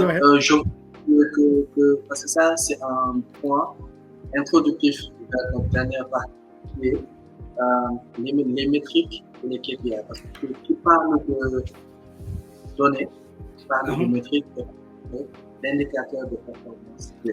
Donc, exactement. Que tu, parce que là, franchement, je pense qu'on est en mode, on parle à des gens qui sont à intermédiaire level, mais on n'oublie pas aussi ceux qui sont un peu dans le niveau qu'on n'oublie pas. On explique, OK, c'est quoi une métrique, c'est quoi une KPI, pourquoi c'est pertinent dans la data, et maintenant, toutes ces choses de North Star métriques-là, j'aimerais aussi que tu entres dans la relation. Par exemple, les métriques en amont, il faut regarder en amont. Et comment ils influent notre stratégie pour influencer le chiffre d'affaires. Exactement. Et là, tu vois, c'était la continuité, parce que c'est toujours une continuité. On a setup, le later stage, notre RH, les livres qu'on va utiliser. Ces leviers-là, quelles sont les relations avec les fonctions en interne pour répondre aux questions dont on a besoin. Et pour répondre à ces questions-là, il faut qu'on puisse les opérationnaliser. Et on a des métriques, les KPI, etc. Et les KPI, c'est que si tu veux mesurer quelque chose, il faut lui donner un nom et une signification. Parce que c'est important. Sinon, tu ne pourras pas savoir que, OK, on était en train de mesurer ça. Si la définition de cette chose change entre le 1er et le 30 du mois, tu vas avoir des résultats différents. Aussi simple que ça. Donc, suivant ton type de business, tu définis les métriques. Et les métriques, c'est juste ces outils qui te permettent de pouvoir, que tu peux observer pour pouvoir savoir est-ce que, pour voir la performance de ce que tu es en train de mesurer. Et aussi que c'est mesuré, ça s'améliore. Ça s'améliore. Et si ça ne se mesure pas, amen. C'est quoi il y a le dicton là qui dit quelque chose comme like in God we trust, but everybody else bring data. C'est assez simple. On croit en Dieu, mais tout le monde, vous les autres, la famille des données. Donc, il faut qu'on puisse mesurer. So les métriques. les métriques, il y a différents frameworks, que ce soit product analysis, data analytics, marketing analytics. Et d'habitude, tu as ce qu'on appelle les North Star metrics, plus utilisés dans le domaine tech, même dans tous les business, mais plus proéminents dans le domaine tech. Ton North Star metric, c'est le métrique principal. Ce métrique-là, s'il performe, la manière dont, comment le créer, c'est que si ça évolue, le business dans son ensemble doit évoluer, ton objectif de business. Si ça n'évolue pas, ça impacte le business. Donc, c'est la chose la plus importante, ce North Star metric-là. Donc, il faut passer beaucoup de temps pour ça. Quel serait une North Star metric pour toi pour un business e-commerce? Pour un business e-commerce, ça dépendra du business. Parce que ça aussi, c'est une chose. Il n'y a pas un North Star standard. Et il y a différentes variables qui l'impactent. Le type de business que tu es en train de faire, les objectifs que tu as, aussi bien en termes de court, moyen et long terme, la structuration de ce business-là, toutes ces choses-là vont influer sur le North Star que tu vas mesurer. Je donne un exemple. Si tu es par exemple un e-commerce et que tu travailles sur un seul segment de produits et que tu veux par exemple sur ce segment-là, tu as un seul type de pricing pour un seul type de produit, tu ne peux pas forcément avoir le même type de métrique que par exemple quelqu'un qui a un inventory de 50, 80 types de produits en termes de business. Ou une équipe qui est beaucoup plus grande, des objectifs qui sont beaucoup plus grands, des causes. Donc, en termes de framework, comment y penser, c'est de voir, OK, quelle unité de mesure on peut prendre aujourd'hui qui va faire que sur notre site d'e-commerce-là, si ça évolue, notre business va dans le bon sens. Qu'importe si c'est notre objectif, c'est en termes, ça peut être du brand awareness. Jumia, c'est l'un des plus grands e-commerce sur le continent. Est-ce qu'ils sont toujours profitables? Je ne pense pas. Peut-être que c'est le cas, mais par exemple, pendant plusieurs années, ils ne l'étaient pas. Donc, aujourd'hui, aller à l'un de Jumia qui disent que leur North Star metric, c'était les revenus, ce n'est pas forcément le cas. Ce n'était même pas le modèle, en fait. Tu vois, c'était en termes de développement, expansion. Donc, peut-être, tu vois, les métiers qui étaient beaucoup plus clairs, c'est en termes, OK, quel est en termes de couverture de marché qu'ils peuvent avoir qu'en termes de revenus. Ce qui peut être différent de ton e-commerce, tu sais, OK, tu veux juste vendre et que tu définis ton North Star metric. Donc, je ne vais pas te donner un truc standard parce que ça va varier d'un business à l'autre. Mais il faut réfléchir à une unité de mesure qui va te permettre que si ça bouge, ton business va dans le bon sens. Si ça ne bouge pas, ton business ne va pas dans le bon sens. Et au moins sur une timeline qui est assez longue. Comme ça, les changements à court terme ne vont pas l'influer. Quand tu as ton North Star metric, tu as ce qu'on appelle les level 1 metrics, les premiers niveaux. Et les critères de ces métriques-là, de ce set de métriques-là, c'est que s'ils bougent, s'ils sont impactés, ça va impacter le North Star metric. C'est-à-dire que je prends un exemple. Si on prend par exemple, disons ton e-commerce et tu calcules le taux de churn ou le taux de rebound, le taux de churn, le taux de rebound sur ton website, le nombre de personnes qui vont venir aux ressources de ton site internet, ça va faire une action clé. Et tu as, disons que c'est ton taux de rebond, c'est ton top metric. Ton level 1 metric, tu as par exemple le nombre de ton trafic, le nombre d'utilisateurs par jour. Parce que si ton nombre d'utilisateurs diminue, ça impacte ton taux de rebond. Si ça augmente, ça impacte ton taux de rebond. Prenons un métrique qui est beaucoup plus positif au contraire du churn. Disons en termes de revenus. Le trafic que tu as, le time spent on website, le taux de rebond, le taux de conversion, si tu fais des actions de l'inbound marketing, on peut dire que ça, c'est un level 1 metric. Et ces level 1 metrics-là, chacune d'entre eux, si ça bouge, ça va impacter ton ROI. Tu vois, mais tu ne vas pas acheter à ces levels-là, par exemple, ton taux d'engagement sur social media, parce que ça n'a pas un impact direct sur le revenu. Ce métrique-là. C'est un métrique qui peut être important, mais ce n'est pas un level 1 metric. Ça n'a aucun impact sur ton top metric. Maintenant, allons sur le level 2 metric. Les level 2 metrics, ils ont un impact direct sur le level 1. S'ils bougent, ça impacte le level 1. Sur le level 1, on avait tout ce qui est en termes de visite sur le website, time spent on website, on a taux de conversion, de conversion rate on your website, où on a par exemple le panier moyen par utilisateur. Sur les level 3, on peut avoir un non-métrique, par exemple. Si on dit que l'entreprise fait beaucoup plus de inbound marketing ou de social media, tout notre trafic vient des réseaux sociaux, là, on peut dire, OK, notre trafic sur social media qui n'était pas pertinent sur le level 2, c'est pertinent sur le level 3. Parce que si 90% de notre trafic vient du social media, ce métrique-là en termes de traffic from social media, il va impacter directement le trafic sur le website. Et le trafic sur le website impacte sur le revenu qui est ton North Star et qui est ton métrique. Donc, c'est la manière de penser en termes de level. En 3 niveaux. Premier niveau, le level 1 impacte directement le top metric. Le level 2 impacte directement le level 1. Et dépendamment de ton business, tu vois comment les variations. Mais c'est comme ça l'architecture. Et tu réponds à des différentes questions. Donc, quand on va parler de KPI et de métriques, moi je préfère toujours qu'on parle de questions parce que c'est tout ce qu'on fait. Quand on me demande des fois, tout ce que tu fais, je passe mon temps à poser des questions. Parce que j'adore poser des questions. Et c'est ce qu'on fait avec les données. Et tu as des questions qui sont assez comme, on parle de revenu impact. OK, est-ce que la campagne qu'on a fait, le Black Friday qu'on est en train de faire, ça a impacté notre revenu? Yes, no, right. Tu vois? Est-ce que le coût, parmi tous les tactiques qu'on est en train de faire, on est en train de faire différentes campagnes, on est en train de faire du social media, du email marketing, etc. Quel est lequel qui drive le plus le revenu? Ça, c'est une question. Et ces questions-là, après, on les articule en termes de revenus. Donc, quand on parle de KPI, je dis toujours aux gens, il ne faut pas forcément aller, OK, voici les famous KPI qu'on a. No, you can't coin your own. It just depends on what's your goal.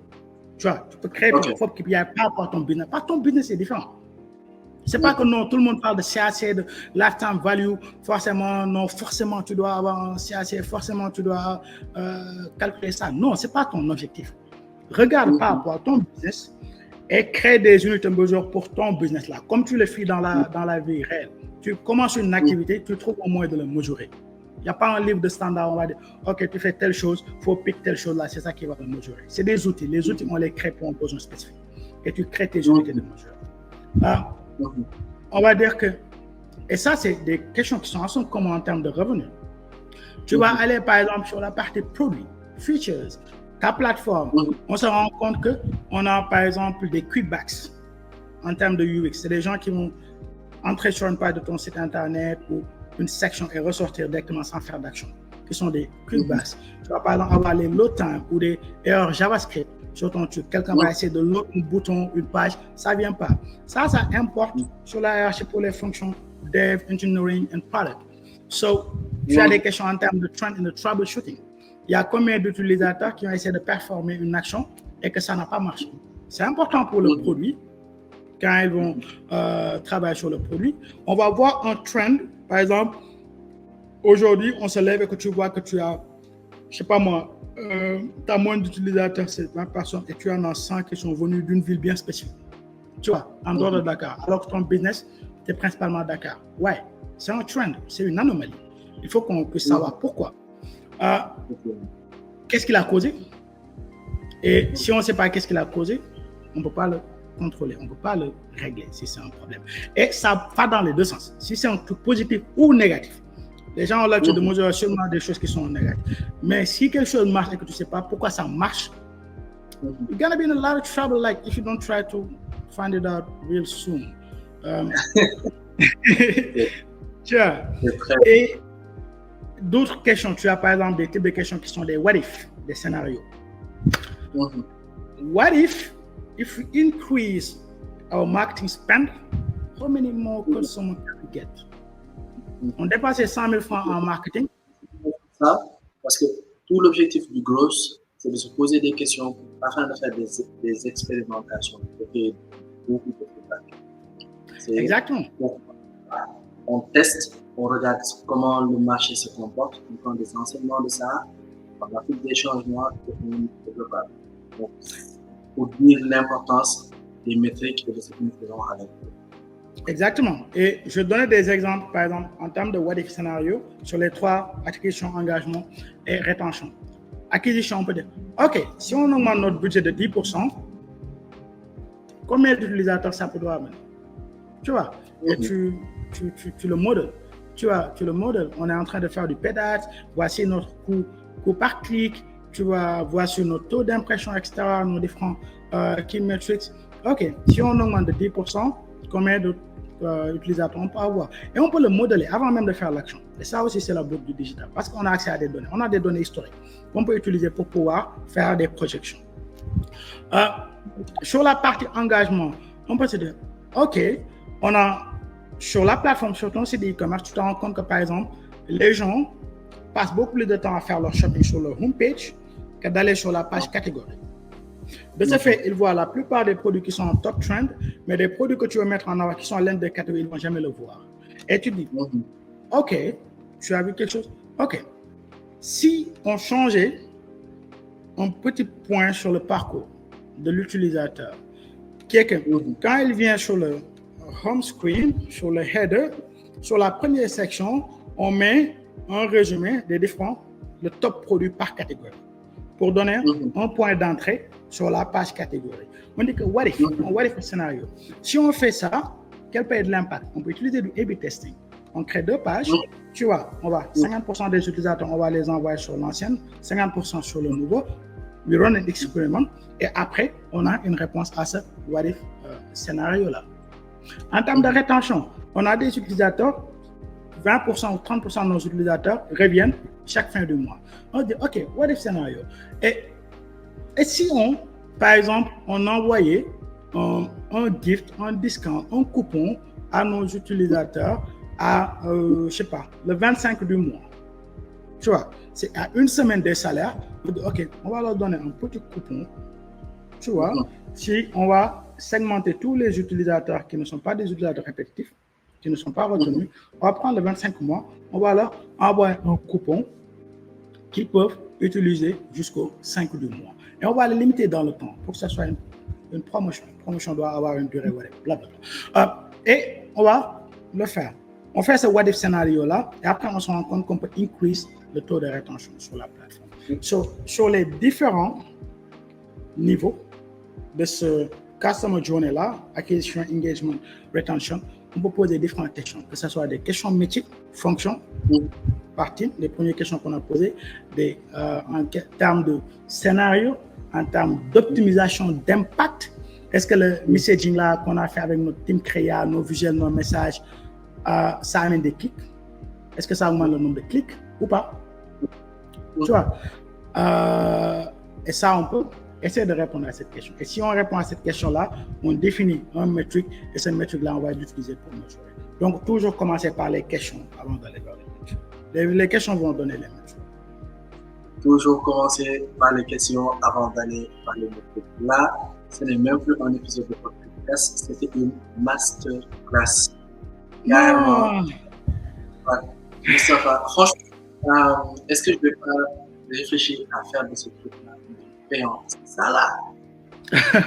Non, je pense que c'est des trucs qu'on apprend toujours. Et ça, juste pour clôturer sur la partie KPI, désolé, je réponds très mal aux questions parce que je vais parler de choses qui n'ont rien à voir. Pour les KPI, tu as des thèmes communs sur les KPI. Qu'importe le business, tu as tout ce qu'on appelle business health KPI and metric qui assure de la santé du business. D'habitude, ces métriques-là, ça vient du top management, tu vois, des investors. Et parce que ce qui est important, toi en tant que founder, CEO de Galsen Geek, les questions que tu as, les KPI, ce que tu veux mesurer est très différent de tes gens en interne. On va essayer de ça. Return over investment, tu vois, on a mis ces budgets-là pour faire ces actes-là ou faire cette pub-là. Est-ce qu'on a un retour sur investissement? Lifetime value, on a des utilisateurs. Pour ces utilisateurs-là, disons pour tous les actions qu'on a fait, on a dépensé 10 000 francs pour les acquérir. Maintenant, pour ces utilisateurs-là, minimum, il faut qu'on récupère ces 10 000-là, sinon on a perdu de l'argent. Donc, on essaie de faire un modèle. Quel sera le lifetime value de ce client-là? En moins, ce client-là, il va rester avec nous sur combien de temps? Et par rapport à ce temps-là et ce qu'on va dépenser en termes de ressources, on va essayer de voir combien on peut espérer gagner avec ce client-là. Et ça nous permet de pouvoir définir combien on va dépenser de l'autre côté. Overall retention and acquisition, est-ce qu'on retient nos utilisateurs? Est-ce qu'on acquiert des utilisateurs? Ça, c'est le business health. Tu vois, c'est comme le diagnostic du médecin. Voici, quand tu vas aller faire un check-up complet, tu vois, OK, là c'est bon, là c'est bon, là c'est pas bon, là c'est pas bon. tu as marketing health, le marketing qu'on est en train de faire. On a le business, on a le marketing. OK, cost, coût. Ici, les gens font beaucoup de marketing, mais personne ne pense au coût. Tu vois, et ça, c'est problématique. Tu vois, on va juste faire des choses sur des vibes et des Inch'Allah. On va dire, ouais, on va faire de l'influencer marketing. Tu vois, il y a tel artiste, il est dope. On va le mettre, ça va marcher. Bro, model it. You have data, model it. Mettons un petit budget. On verra, Inch'Allah. Tu vois, mettons un petit budget, on va, Inch'Allah. Ça, c'est pas une stratégie, c'est des vibes. Donc, sur le marketing health, cost, ça veut dire les coûts qu'on dépense, ce qu'on va faire, ce qu'on va générer. Un clic, ça nous coûte combien? Tu vois, le media manager là qu'on a en interne là, qu'on paye à la fin du mois. Quand on va calculer nos coûts là d'acquisition là, et qu'il est un des drivers de l'acquisition, tu le prends en compte. Et ça, c'est des choses que j'ai vues assez souvent, tu vois, dans des boîtes ou dans des missions, tu vois. OK, quels sont nos coûts d'acquisition? Tu vois, les gens vont te donner un chiffre. Tu dis, OK, le chiffre là, il est calculé par coût. Tu dis, ouais, on a fait tel event, on a fait tel truc, on a tel. OK, et cet event-là, qui y était? Comment c'était l'organisation? Ouais, on a amené une team de 50 personnes, tu vois, on a pris un bus. Est-ce que ces coûts-là ont été pris en compte? Non, c'est des coûts d'opération. No, bro, you are spending that money to acquire that user. Right? So, si tu ne sais pas combien ça t'a coûté, tu ne peux pas faire de bénéfices. Si tu ne peux pas mesurer combien ça va te coûter en termes d'acquisition, le coût par clic, que ce soit offline, online, il faut le savoir. Conversion rate. Tu as fait ton truc en marketing, tu as touché 1 milliard de personnes, whatever. OK, mais combien par ce pourcentage-là, parmi ce grand nombre-là, est venu pour faire l'objectif que tu avais défini pour ton marketing? C'est hyper important. Si tu ne le sais pas, tu dis, c'est pourquoi quand on va parler de vente humaine, les gens, ouais, on a lancé une campagne de marketing, on a touché 100 millions de personnes. It doesn't really matter, bro. What's the percentage that you convert? Like, if you're doing Black Friday pour ta plateforme, tu as mis tous les produits en solde de 20% et que tu as fait ta campagne, vous avez fait la plus grande campagne ever, utilisé des influenceurs du pédale du social media et que vous avez touché tout ça en termes d'impression d'eyeball. OK, quel est le conversion rate? Quel est le pourcentage de ces gens-là qui sont venus pour acheter les produits? Qui ont payé de l'argent? Pas faire du tout. Non, je peux pas. Ah, c'est assez commun, tu vois, pour ton le podcast là, whatever, tu le lances demain, tu le postes sur Twitter, tu as 20 000 impressions. Combien sont venus réellement le regarder? C'est le taux de conversion. Donc, les eyeballs, les venus que tu mets, ne sont pas vraiment importants. C'est quel a été l'impact business. Merci déjà pour cette petite brèche-là. Hein? Donc, guys, Moustapha a parlé de beaucoup de choses. Donc, si vous avez des e-commerce, etc., je ne sais pas, là, nous sommes en train de lancer spécialement fait pour vous, les e-commerçants. On l'a dit à longtemps. Je ne sais pas si cette vidéo va sortir avant la campagne. Anyways, si vous êtes arrivé jusque-là, c'est surtout que vous avez eu beaucoup de valeur de la part de Moustapha. Et je l'espère. Et comme il l'a si bien montré, ce n'est pas un travail facile ni faisable, par exemple, pour la automatique de marketing posée. So, the Gassan vous propose un discount pour tous ceux qui sont sur cette vidéo-là jusque-là. Vous avez moins quelque chose pour cent qui va être mis en commande. Right? Donc, c'est limité pour 25% avec une qui est là va vous aider à gérer vos data. Et peut-être, comme ça va, peut-être qu'il va regarder vos data et va vous aider à pouvoir faire des choses. Right? Non, mais. Non. Non, mais c'est vraiment ça. C'est que pour beaucoup, je préfère qu'on parle, OK, ouais, on va utiliser Google Analytics, on va utiliser Google Tag Manager, Mixpanel, Amplitude. J'ai fait exprès de ne pas parler de tous ces trucs-là parce que autant les outils sont pertinents, ils peuvent être utiles.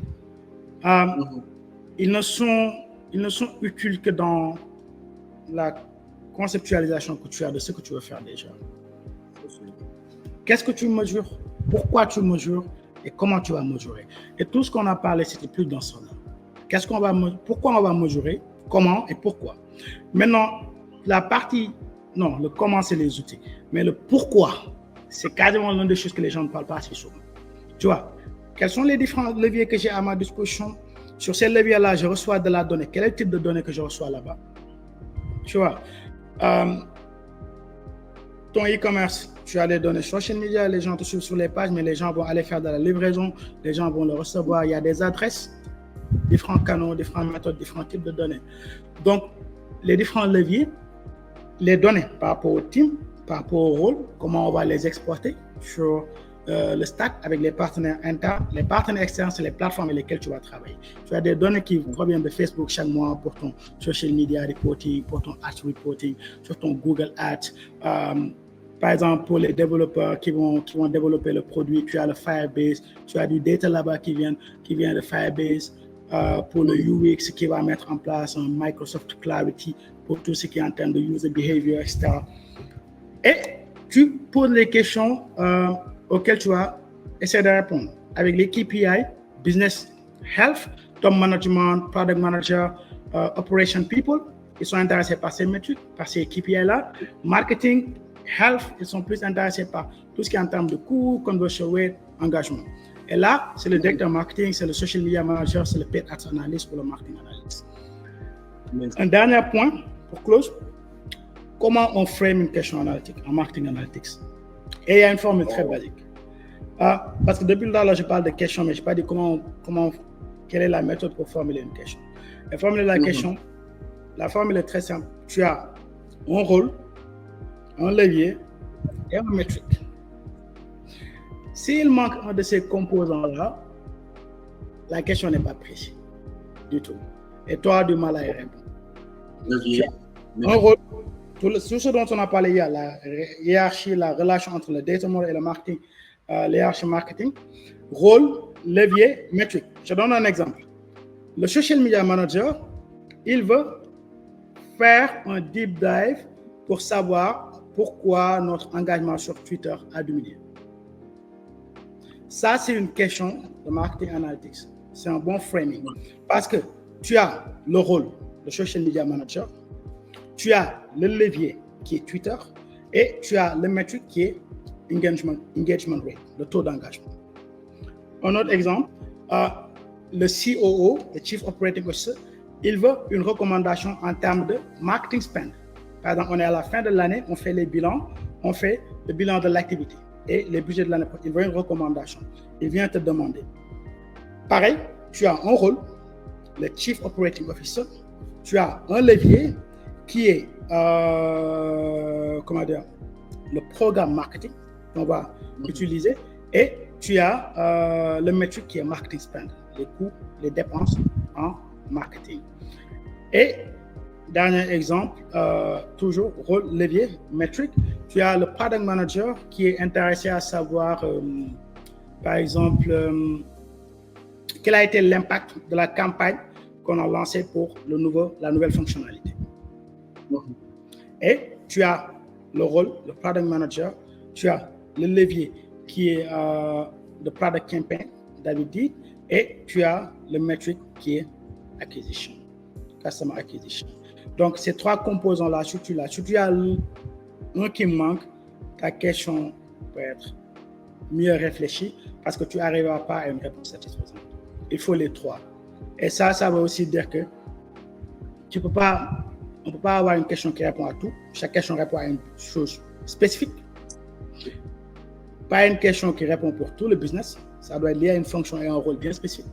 Si quelqu'un te dit, OK, non, on va faire des analyses pour répondre à une question de manière vague. Non, tu réponds à la question qui? Et spécifiquement, que ça soit très clair. Tu le donnes à Byfile le founder, tu le donnes aux social media, tu le donnes. Ils n'ont pas les mêmes questions du tout. Donc, ça, c'était la dernière partie. Sorry, j'ai parlé dans tous les sens. J'espère que... Non, ça a donné franchement beaucoup de... Moi, je tenais à personnellement, déjà, la générosité. Okay? Parce que c'est pas facile d'avoir des gens qui sont généreux par l'information, qui donnent les choses. Franchement, de base, on avait prévu 30 minutes, mais c'était tellement intéressant et j'ai personnellement tellement appris que c'était juste, ça aurait été un film de ne pas continuer et de ne pas donner toutes ces valeurs-là aux gens. Donc, juste avant qu'on wrap up, j'aimerais te demander, à ton avis, quelle est ta vision pour l'avenir du marketing? Le marketing est très changeant, très très changeant. Et je dis souvent,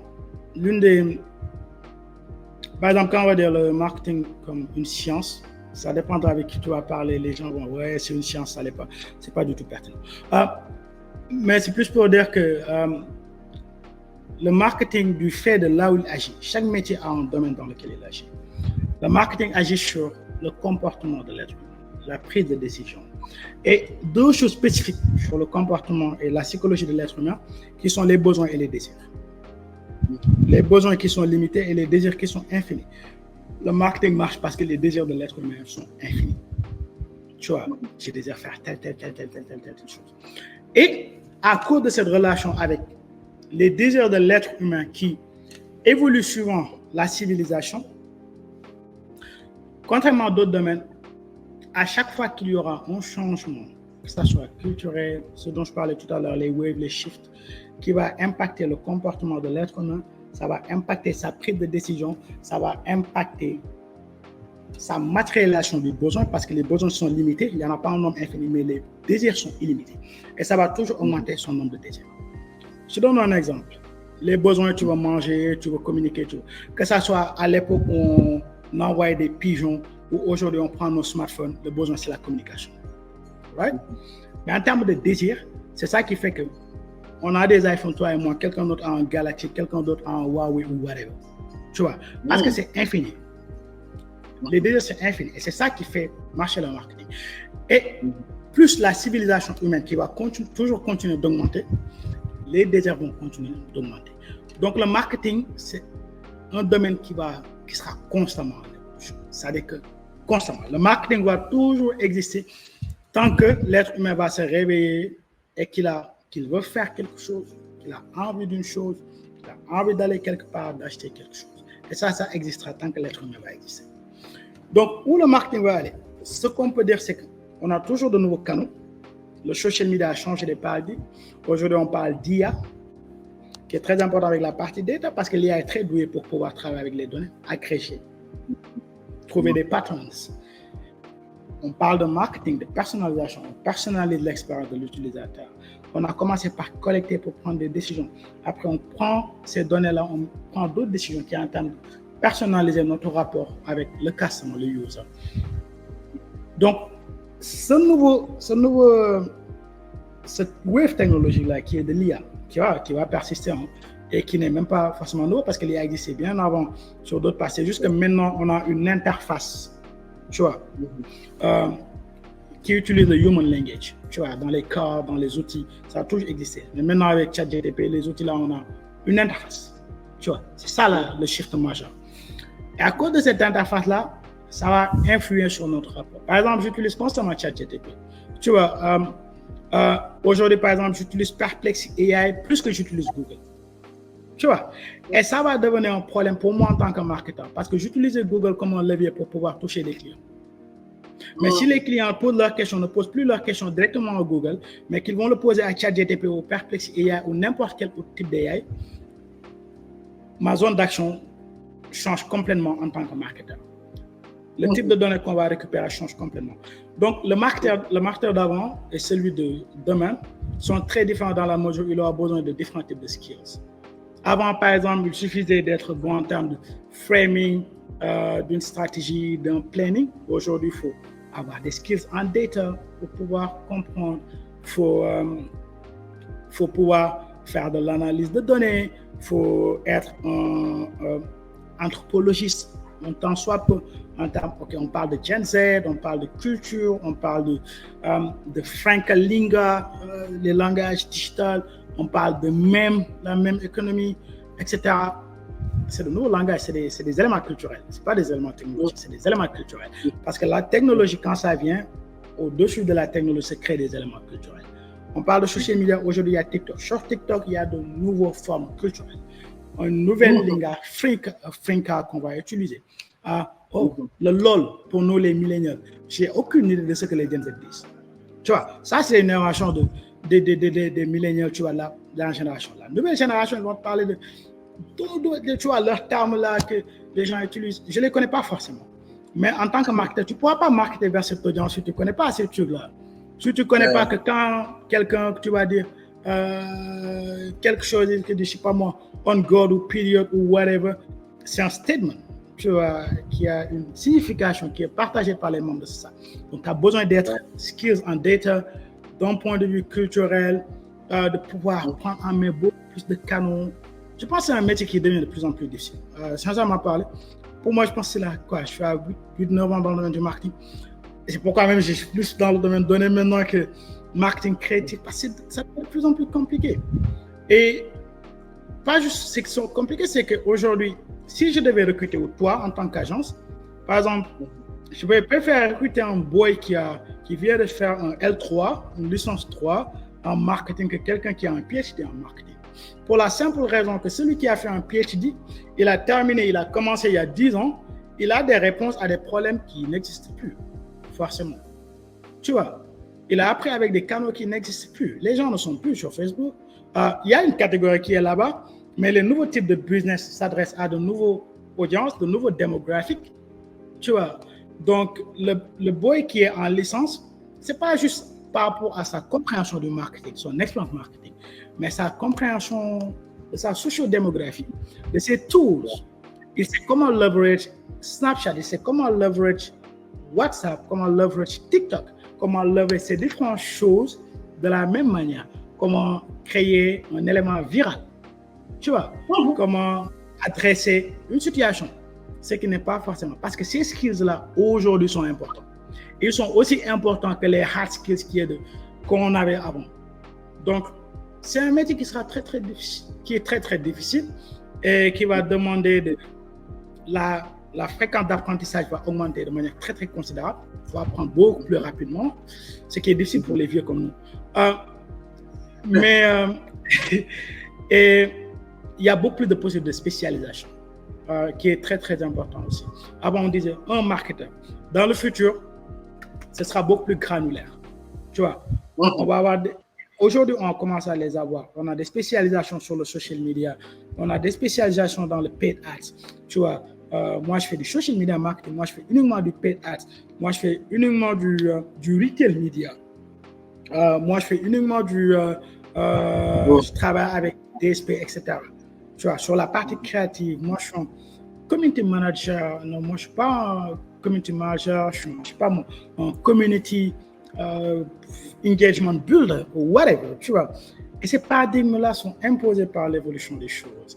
Donc, même si je dis que ça va devenir beaucoup plus difficile, dans la pratique, les gens seront beaucoup plus spécialisés. Donc, pour la personne qui n'est pas forcément de cette génération-là, de la nouvelle génération qui ne peut pas être à jour sur les nouveaux paradigmes, il y a toujours la possibilité de se spécialiser. Et aussi, l'autre truc, c'est que autant le digital, on parle de data et tout, une bonne partie des business aussi sont toujours très offline. Et pas juste sur le continent africain. De manière générale, beaucoup de process sont toujours très offline. Donc, les skills que tu avais qui marchaient 20 ans, il y a toujours de très grands business qui en ont besoin. Tu vois? Donc, et spécialisation, les nouveaux, spécialisation dès le début, focus on spécialisation. Learn the fundamental et spécialisez-vous. Et il n'y a pas de spécialisation qui est binaire. C'est-à-dire que la plus petite spécialisation, il y a un marché énorme. Aujourd'hui, avant, on avait des vidéastes. On a des gars qui font uniquement du special effect. Tu vois? Ils sont spécialisés sur ça. Avant, on avait... Tu vois, des agents de design, tu vois, des agents de marketing, tout le monde faisait tout. Aujourd'hui, des gens, OK, on va faire du sport marketing, on va faire du luxury marketing, on peut avoir des spécialisations par industrie ou des spécialisations par métier.